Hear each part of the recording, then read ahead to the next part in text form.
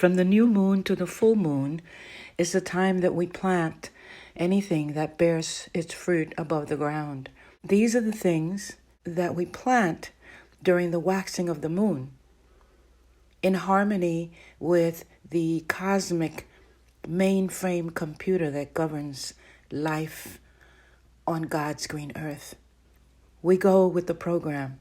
As the moonlight increases, night by night, towards the fullness of the moon, the plants are encouraged to grow healthy leaves and strong stems, and life goes on.